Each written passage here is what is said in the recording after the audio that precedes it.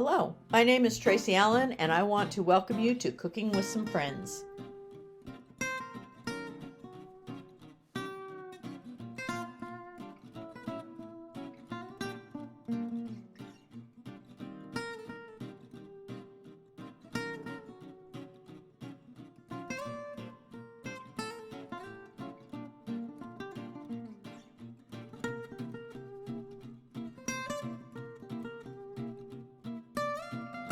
Hello and welcome to Cooking with Some Friends. I'm going to make an old-time hamburger casserole for our supper tonight. And so in my pan, I'm going to start with sauteing some onion slices and some garlic. I've got about 2 tablespoons of olive oil in my pan, and I'm going to let that get hot. And then I'm going to add, and it's about a quarter of an onion, and then I'm going to do a tablespoon of garlic that's minced, and I'm going to saute those, and then I'm going to add my hamburger to that mixture. Okay. So my onions, my garlic, get those sauteing.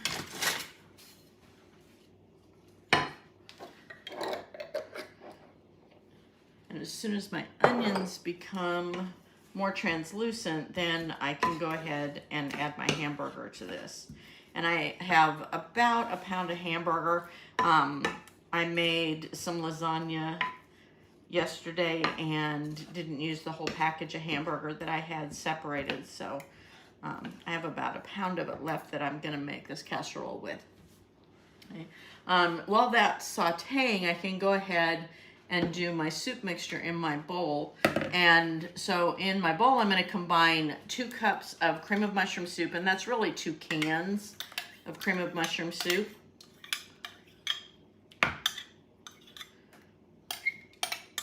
And I haven't tried it, but I'm sure you could probably do 1 can of cream of mushroom and 1 can of cream of chicken or celery soup. Either one. Okay. Then to that, I'm also going to add 1 cup of chicken broth. I'm going to use that again. And a 1/2 cup of heavy whipping cream.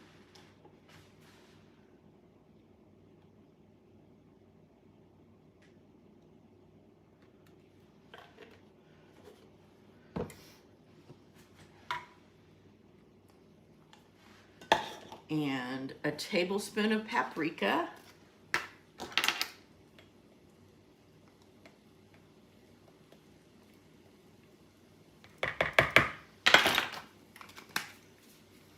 And then some salt and pepper just to taste.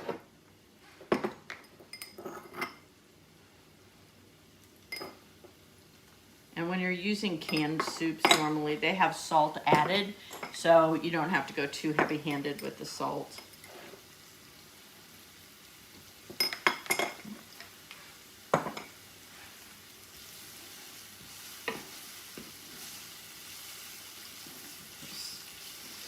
Garlic and onion always smells so good. So I'm going to mix these together for our soup layer. And I'm going to preheat my oven to 350, and this has to bake covered for about 90 minutes because you want the potatoes to become tender. So in my sprayed 9x13, my first layer is going to be potatoes. And I've taken 3 or 4 cups of potatoes, peeled them, sliced them, and it came out to be pretty much 3 pretty good sized potatoes. So I'm going to make a layer using 1/2 of those potatoes.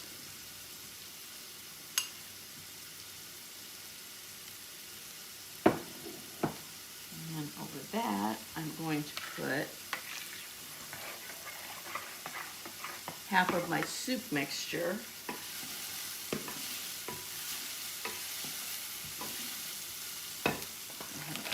Hamburger.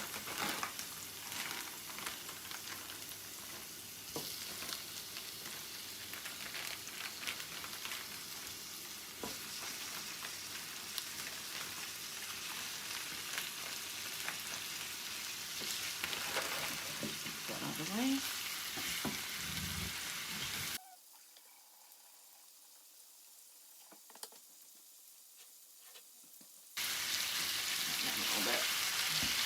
So I just want to cook my hamburger to brown it and break up the pieces, because this would be my third layer.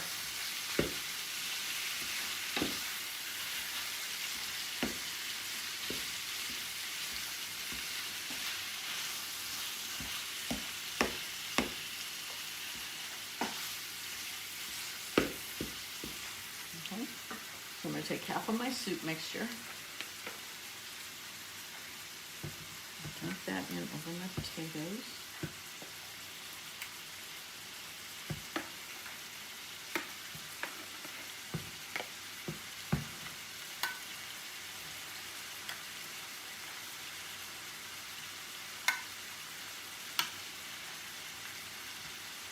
And this is ready for my half of my meat mixture when it's browned, and then I will repeat those layers. Okay, so my hamburger's done. I've got that layer on. Now I'm going to put the rest of my potatoes on and do my second layer of all my ingredients.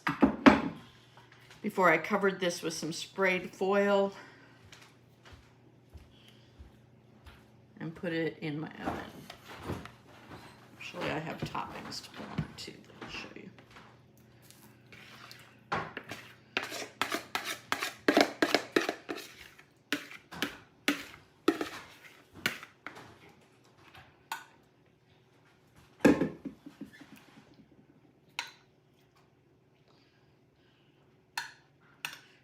Potatoes are all covered so they don't dry out.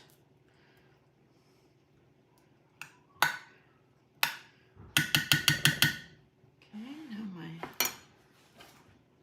other layer of hamburger.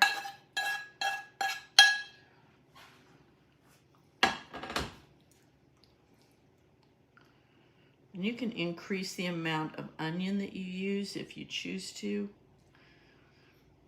You can go up to a half a cup or a half an onion if you really care for onion. Okay, so for my topping, I'm going to put on 2 cups of shredded cheese. Goes over the top of this.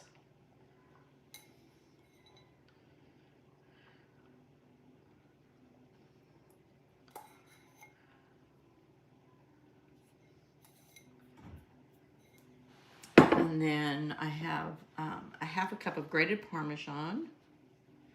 It goes over that.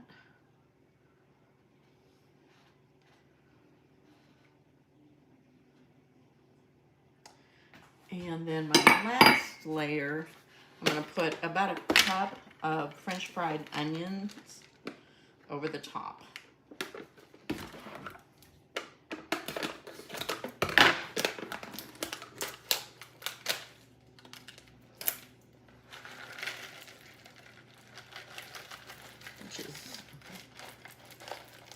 Actually, a cup of it, which is about a half of the container.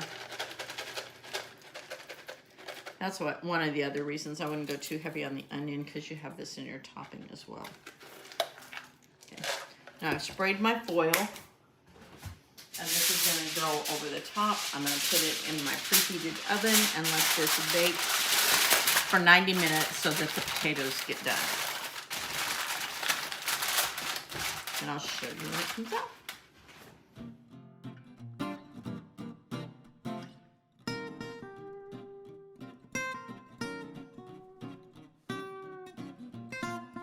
Hello and welcome to Cooking with Some Friends. I am going to make pulled pork for tomorrow's lunch, and so it requires some prep tonight, but then all it is putting it in the oven. So I've started with a 4-pound pork butt roast, and you can use shoulder if you'd rather, either one. And I cut as much fat as I could away. I sprayed my cast iron pan, and then I did chunk it up to get rid of some of the excess fat. And then I made up my rub, and in my rub I have a half a cup of brown sugar, 1/4 of a teaspoon of cayenne, a tablespoon of chili powder, a tablespoon of both onion powder and garlic powder, a couple tablespoons of paprika, 1 tablespoon of smoked paprika, and 2 teaspoons of cumin, salt and pepper, and I think that's all I put in my rub, if I can remember right.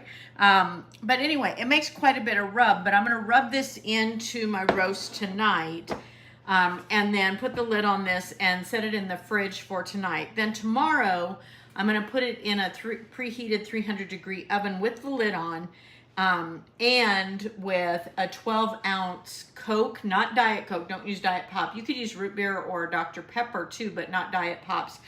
This helps break down the proteins in the meat and will make it more tender. And I'm also going to add about a half a teaspoon of liquid smoke. And you can add more liquid smoke if you'd like to, but just do it sparingly because you don't want too much smoke. So what I would do is that you put it in the oven with these 2 things on it, the rub down pork at 300, and you let that bake with the lid on for 3 hours. Then you take the lid off and let it bake another hour or 2 until it starts to pull apart. And so that would give you an opportunity when it starts to pull apart to taste it. If you want a little more smoke, go ahead and put a little more of the liquid smoke in before you shred the whole thing. But just like I said, just be careful and get it to your desired smokiness. And the nice thing about this too is then any of your leftovers, whatever, since it has no barbecue sauce on it until we're getting ready to serve, I can store this in the refrigerator covered for 2 or 3 days. So it's a nice thing to be able to do ahead. So anyway, I'm gonna rub down my pork and put the lid on it, leave it in the refrigerator overnight, then add my pop or my Coke and my liquid smoke, bake it at 300 for 3 hours or so, take the lid off, bake it another hour or 2, and then go ahead and shred it up. Thanks for joining us for this session of Cooking with Some Friends. Make sure you like this video and subscribe to our YouTube channel. And find us on Facebook at Cooking with Some Friends.